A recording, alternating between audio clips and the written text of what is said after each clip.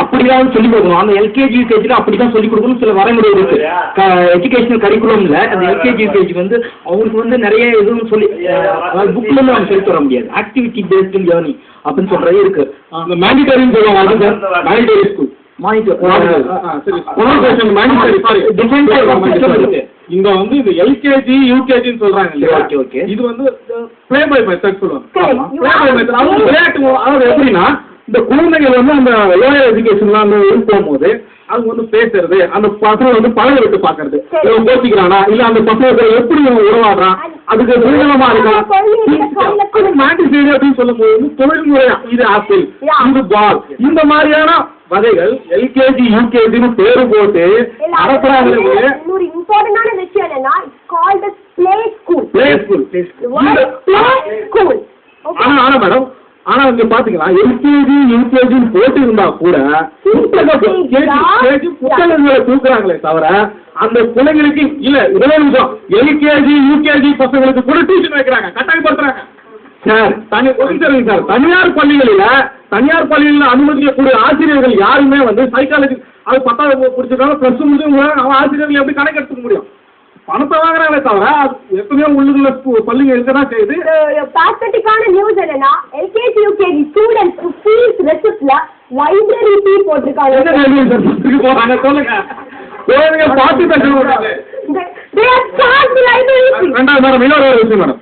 Sir நீங்க சொன்னீங்க கோயில்ல முட்டையை வந்து கோயில் ஹீட் கொடுக்குது, ஒரே ஒரு விஷயம், கோயிலிருந்து முட்டை வருதான் முட்டையிலிருந்து கோயில்.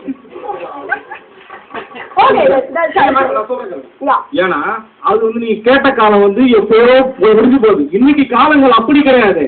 இப்ப பாத்தீங்கன்னு வச்சுங்களேன், கோயில்ல இருந்து முட்டை வரும், ஆனா அந்த முட்டையில இருந்து கோழி வராது.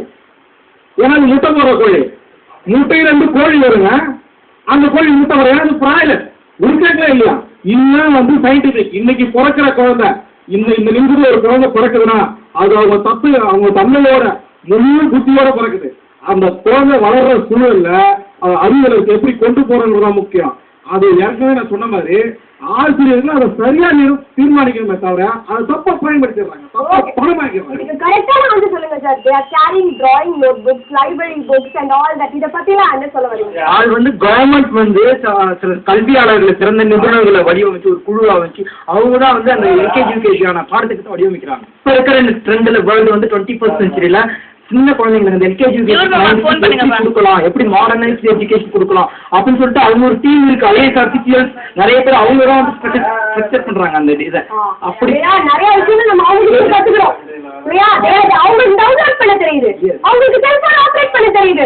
அப்புறம் அவங்களுக்கு நம்ம மூட்டி புக்ஸ் கொடுத்து படிக்க சொல்லக்கூடாது. நீங்க என்ன ஸ்டாண்டர்ட் படிக்கிறீங்க? ஓகே சொல்லுங்க, நீங்க என்ன ஃபீல் பண்றீங்க? எல்லாம் வந்து உங்களை பத்தி தான் பேசிட்டு இருக்கோம், நியூஸ் அபவுட் யூ. நீங்க என்ன ஃபீல் பண்றீங்க? இப்போ என் ஸ்கூல்லே எடுத்துக்கோங்க. என் ஸ்கூல்ல வந்து நான் லாஸ்ட் பெஞ்ச் தான் உட்காந்துருக்கேன். யார் எங்க பேசினாலும் அந்த லாஸ்ட் பெஞ்ச் தான் பேசுன்னு ஏன் அந்த லாஸ்ட் பெஞ்ச் சொல்றாங்க?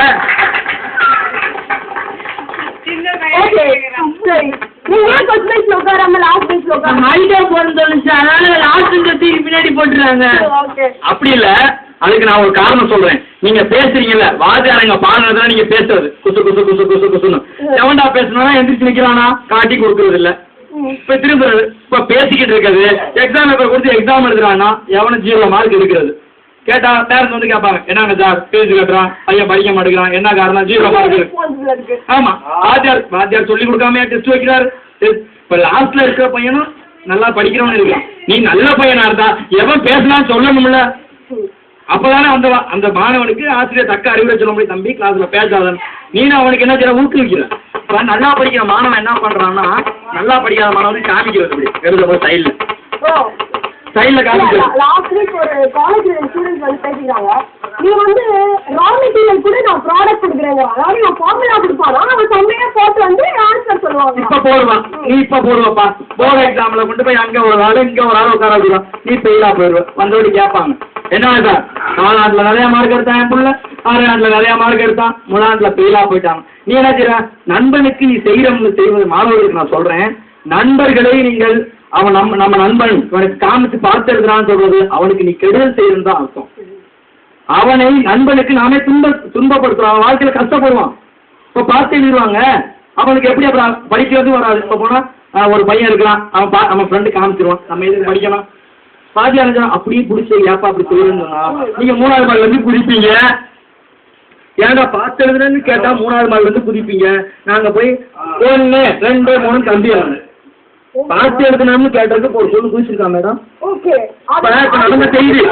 ஆமா இப்ப என்ன அவங்க கேட்ட தப்பா நான் கேக்குறேன், காப்பி அடிக்க கூடாதுன்னு சொல்றது கொலை குற்றமாங்க? அப்படி கேட்டா